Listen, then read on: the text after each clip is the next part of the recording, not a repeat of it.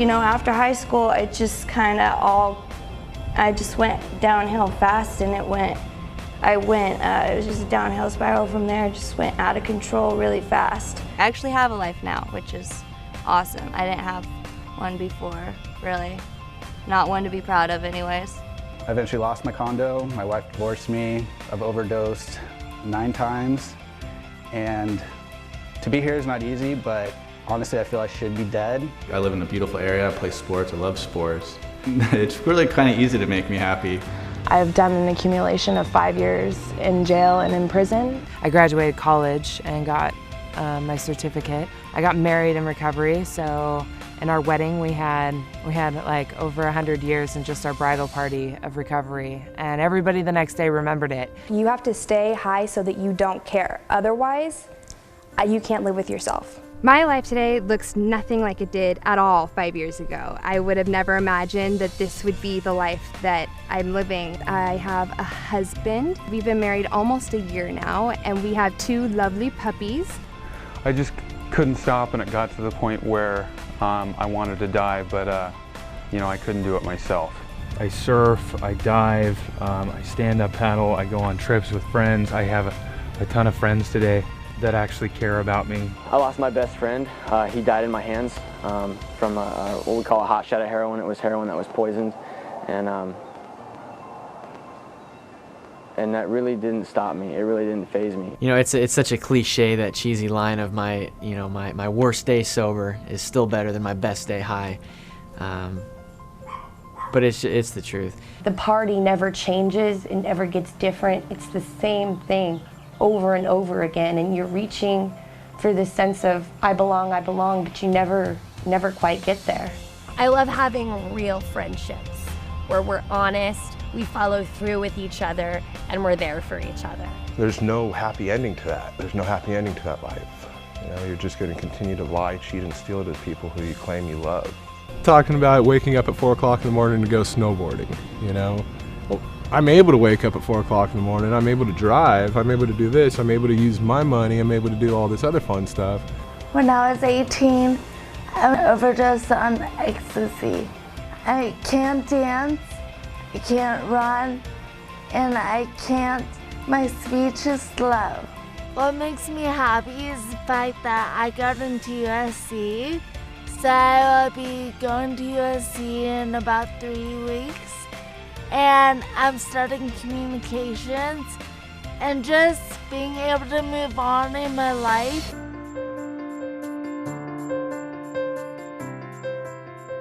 Yesterday is history. Most people who end up getting overtaken by addictions, they've had a broken heart somewhere along the way. And really, with all the work I do, I focus on heart issues. And when people tell their story and there's someone else that hears and validates their journey and can understand and help them connect some pieces, hope begins to be born. There's a genetic thing that's going on too. In my family, almost everybody has had problems with addiction. And it could be half the reason why I see patients, why they come into a hospital to see me, is half the reason is their biology was off balance even before they started their first drink or a drug. That their brain was set up to have this unusual attraction to alcohol or drugs, like a potato chip effect. They take one drink, they want a second one. About 20% of the world has that. It's a brain disorder, and what really helps people a lot with their recovery is to get to that and look at what's driving that use. A lot of people are not just using substances because of wanting to have this grand time, but for real disorders that are happening. So, you know, depression and anxiety and not being able to sleep is a big factor for many people, even before the use starts. When I talk at the schools and stuff, a lot of times, you know, I'll say I had fun, and then it was fun with problems, and then it was just problems. I became a slave. It got to the point where I woke up in the morning, and all I thought about was who am I going to steal from? Who do I have to jack to get high? And that was my entire existence. So I wasn't living anymore.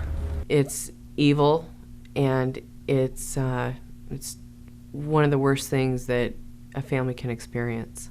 That's the definition of an alcoholic or a drug addict, is continued use of a chemical despite the negative consequences. You know, they say that addiction is a family disease, and it's absolutely correct. My whole family was torn apart by my addiction. They didn't know what had happened to their daughter. I wasn't the same person. Our relationships were tarnished. How did my addiction affect my family? I can't even put it into words. It absolutely tore them apart. It's been a journey for them also. In the last, the 13 years of daily heroin use was, they slowly just pulled away to the point to where a couple of years ago my mom had told me that she had actually planned my funeral. She had actually put a deposit down, and because she had just given up, she didn't know what to do. Everybody had pulled away. My brother felt hopeless. My poor sister, she was there with me as much as she could, but she knew that she couldn't support me in my recovery, that she wasn't going to enable me, because they were going to their recovery program as far as how to deal with an addict in their family. My mom had to come visit me in jail multiple times, and every single time there was just, I've been told the last time actually, there was about 4 or 5 times that she had to come into jail and visit me, and this is when before I was 19 too. So just by the last time, I just saw how emotionally dead she was about it. Like, it was almost as if it was expected. There's going to be nothing else that she could do about it. That this is just going to be my life.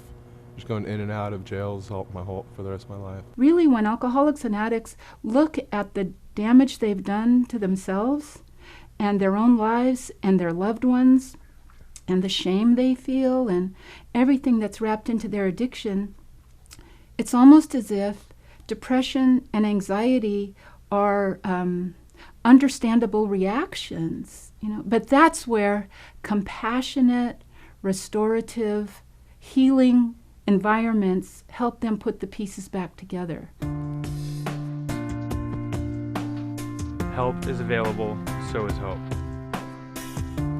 When someone comes up and actually asks for help, then the simple question is, do you want what I have? In terms of sobriety, because, don't drive the greatest of trucks and don't do the greatest things, but in terms of sobriety, do you want what I have? And generally always the answer is yes. I want to be able to be clean. I want to be able to be sober for an extended time. And pretty much the first thing that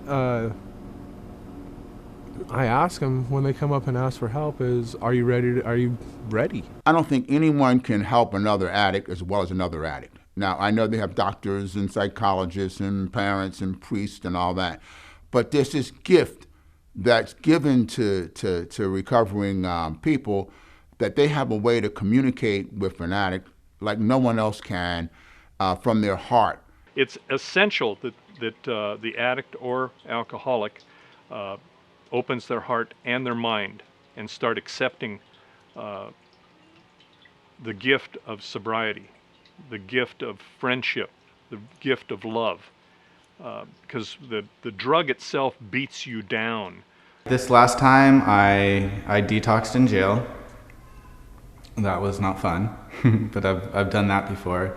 And a lot of accountability through the court system. I'm an active participant in the drug court system here at South Drug Court, and that has been really life-changing. It was very difficult in the beginning to have probation and healthcare and the judge and the public defender and the DA all really running my life, but the level of my addiction needed that amount of treatment. By the time somebody's 18, 19, or 20 years old, when we see them here in court, it's like coming upon the scene of an automobile accident where the car is all crashed up.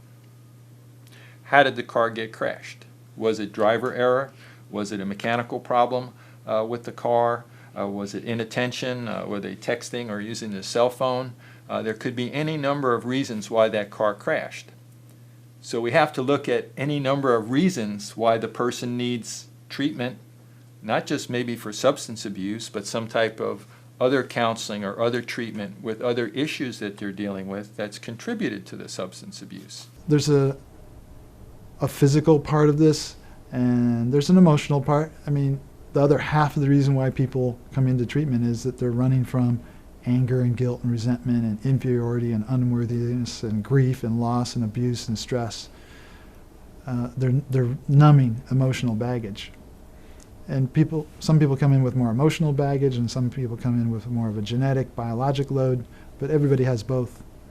You know, it all depends on the individual. I try to get to know the person a little bit, to find out what's important to them. Maybe it's a child, maybe it's a grandparent, maybe a husband or a wife.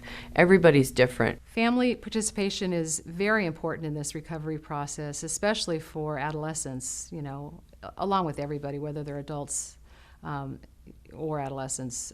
The participation and support of the family is essential. It's known as a family disease in the treatment field, and so they are required to participate so that they can have the skills, the education about how to support this and get better, because everybody has their role in order to get better. So yeah, it's very, very essential and important that they do participate. As part of the focus of our young people's group, we try to learn from them, so perhaps we can do things a little bit better. And oftentimes I'll have the group divided into two sections and ask them a question and ask them to just write down their collaborative answer. And sometimes we ask the question, what could my parents have done to prevent me from using drugs? It's interesting, some of the responses we get, such as not give me money, understand what our problems are and who we are, give us a healthy balance between controlling us and being lenient. They also sometimes say restrict us from our bad friends or our bad influences, teach us better coping skills. One that I particularly liked was spend more and picture of a clock with me, spend more time with me. They want people to, for example, the parents not to use drugs in front of them or not to make drugs accessible to them. And so there's just a number of influences and opportunities for us to learn, what the young people feel that could be done to have prevented this or to help them through this.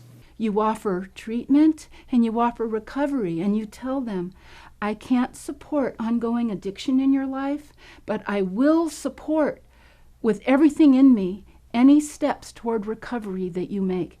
And as parents, we would do, there's nothing that would stop me. I wouldn't think, well, I'm saving for retirement. I would, if my kid wants recovery, my kid has got it. If I put it on credit cards, I will do it.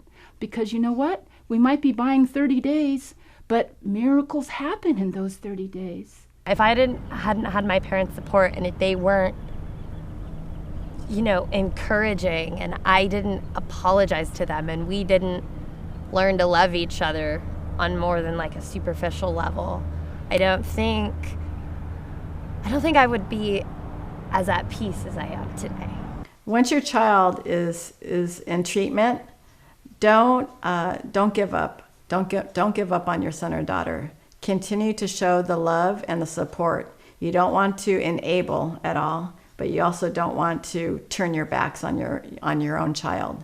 So continue to support them, give them all the love that you can, and walk them through this. We as a city have decided that we're going to take on educating the parents and the adults in our kids' lives. And we know through fact, we have school resource officers that are very knowledgeable about what's going on in the schools. So we have all of these resources already at our hand, and we have decided that we're going to use them. Anything that can keep a person alive, especially somebody who's overdosing, if you can keep that person alive, there's always hope. It usually takes about 3 or 4 months for the brain scan to look like the real person that's fully functioning, where their brain is actually recharged enough to have a lot more good days than bad days. So there's this 3-month period of time when people are still technically under the influence of their drugs. It just takes time for the dust to settle, and their brains have to heal. So it's a process. Once the brain starts to repair, people can manage stressful situations, manage cravings, manage a lot of those things that people are really uncomfortable dealing with. I guess the biggest message would be it takes willingness to want it. And some people never get that chance. I mean, they die before they get the chance to be willing to get this. And I can say out of 14 years of using and doing all that stuff, compared to the 4 years I have, the 4 years I have, the fun and the quality of life is so much better in comparison to the 14 years. By far, the majority of people that really do treatment really make it. The problem is the majority of people don't do the treatment. The majority of people want to just come in, do detox 5 or 7 days, and then go out and hope that they stay sober, maybe hit some meetings. And the majority of those people don't make it. So many people that are just ready for that week. They're ready for that month. Oh, I need to be clean for the next week, however much time. Because my experience just with watching everybody, when you're clean, if you're into it and you're into it hard, and you're clean for a short period of time, when you get back into it, you're going to get back into it right where you left off. You matter. What inspired me to get clean was my life just kind of coming to a point where there's these series of events that had happened, and the culmination kind of being empty inside, feeling like materialistically, emotionally, spiritually, that I had nothing left. I have my family, they loved me still, I had a roof over my head, but inside there was no drive left, there was no willingness to live a good life, just completely void of anything inside. And I think that it finally just came to a head, and for whatever reason on one particular day, I was done. I thought it was because, it's because you're in jail, and I said that's not the case. I've gotten high in jail. And then it was like, it's because you're in treatment, and I've gotten high in treatment before, and it's because I'm on probation or I'm in drug court, and people get high in drug court and when they're on probation. I've been on formal probation before drug court, and I still was able to get loaded. But really what it was is I came across a situation a couple weeks ago where literally it was in my possession. There was a lot of pills, and I played the tape in many different ways. I'm like, okay, drug court, well maybe I can get away with this, and maybe I might lose my job, and that wasn't the case. But it was really like, if I get high tonight, what then? I put my sobriety in the number one position in my life. My sobriety, my recovery is in front of my wife, it's in front of my children, it's in front of everything that I do. Nothing comes in front of it, because if I am not sober, if I'm not clean and sober, I won't have a wife, I won't have my children, I won't have a job, I won't have a home here in Laguna Beach. My life has purpose. My life is to, number one, stay sober, and number two is to help another recovering person, find this recovery and have a new life. And so I wake up every day with that. I can't go wrong. The addict needs to know that they're going to have support. They need to know they're going to be understood.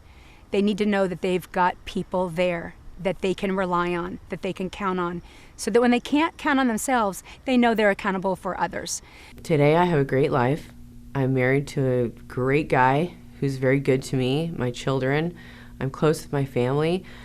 But probably the biggest reason is my husband and I work in the recovery business, and we have clients that I'm accountable to.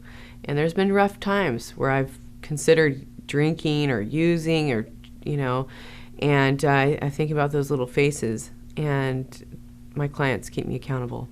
I kind of converted all the energy I was putting into drinking and drugging and partying and trying to find that next fix into the positive aspect. I got given a great opportunity at a job, and I rose quickly in it. I'm still there even, it's 7 years later. I was blinded to the fact that all I cared about was me and getting my drugs and getting it my way.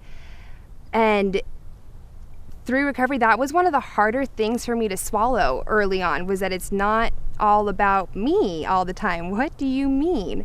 And I've learned to care about others. I've learned to care about myself so I can care about others. It's important to know that you're not alone, and it's important to have fun with people. I mean, It's really important to meet people with the same goals and aspirations as you have, and maybe not. Friendships, relationships teach you tolerance.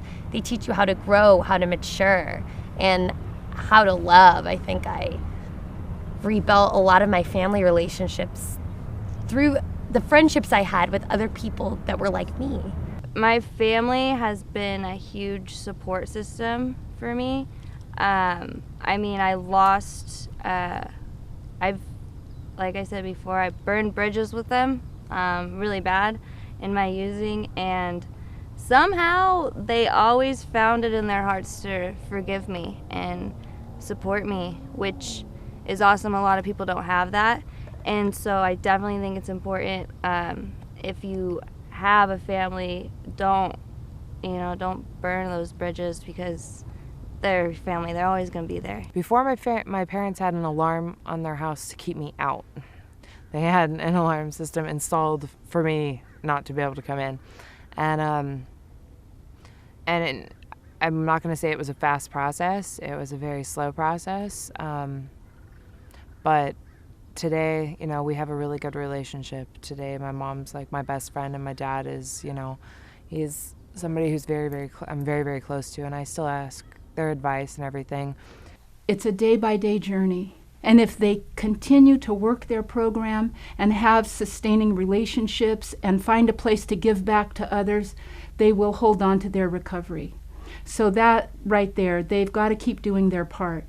Giving back does help me to not want to use drugs again, because I speak my testimony and I share it to young people all over California, and the responses I get back from these kids are so inspiring, and they just make me feel good inside, and it makes me realize that giving back to others is what I'm meant to do. In order to keep it, you got to give it away.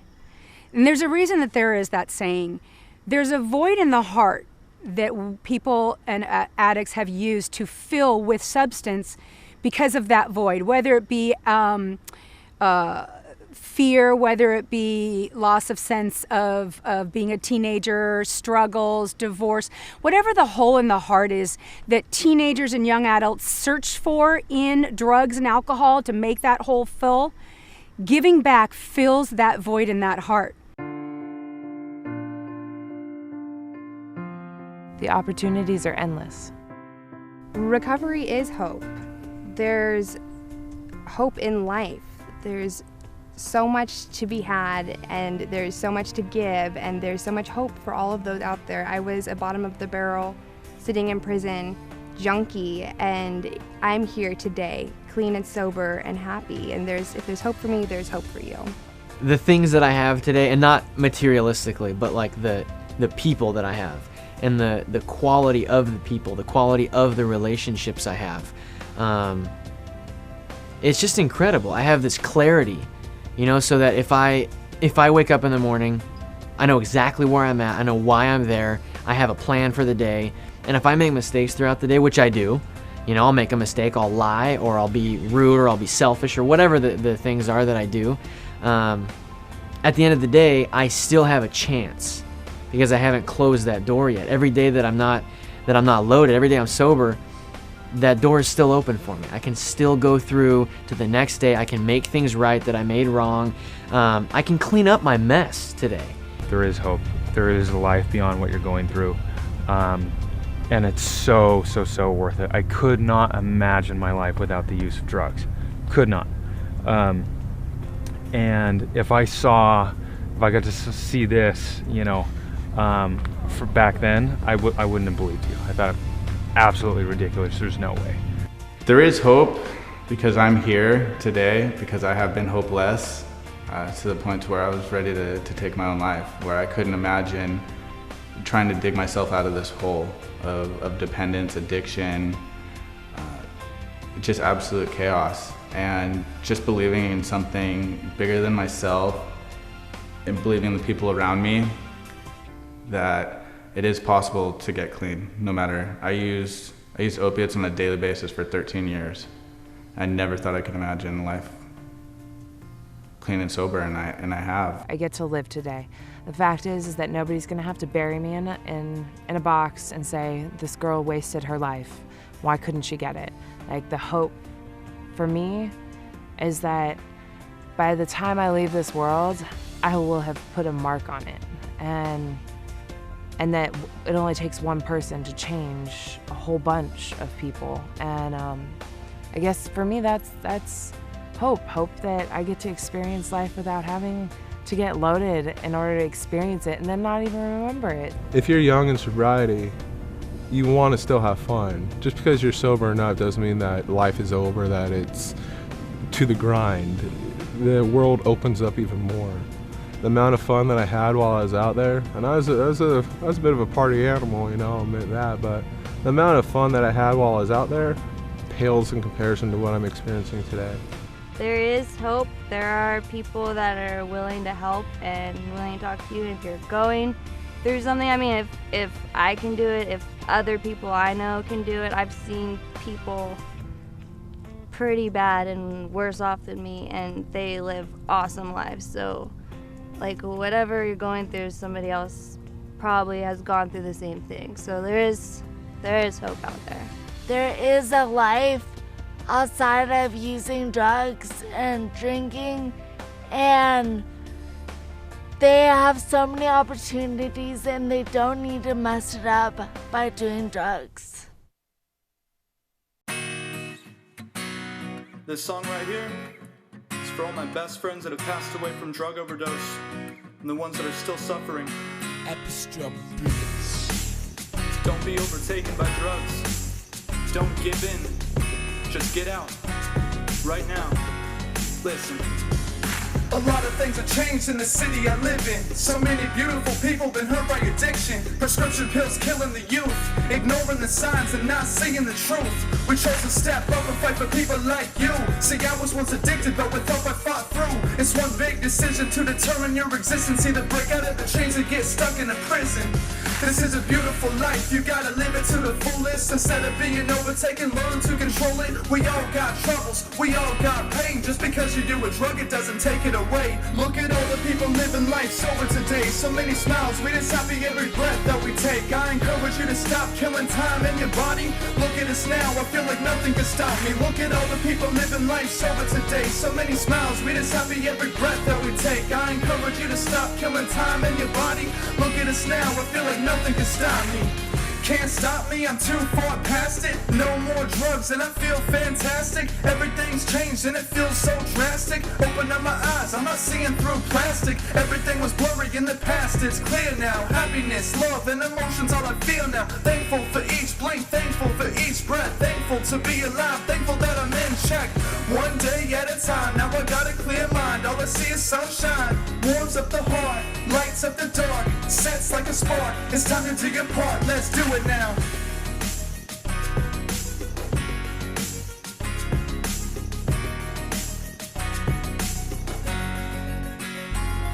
Look at all the people living life sober today. So many smiles, we just happy every breath that we take. I encourage you to stop killing time in your body. Look at us now, I feel like nothing can stop me. Look at all the people living life sober today. So many smiles, we just happy every breath that we take. I encourage you to stop killing time in your body. Look at us now, I feel like nothing can stop me.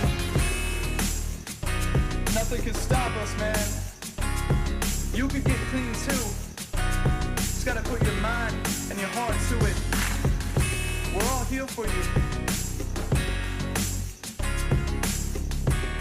Don't give in. Just get out. Be a good influence. Encourage others. You matter. Yesterday is history. The opportunities are endless. Help is available, and so is hope. Don't be overtaken. Don't be overtaken. Don't be overtaken. Don't be overtaken. Don't be overtaken. Don't be overtaken. Imagine your life in 10 years. Where do you choose to be? Don't be overtaken.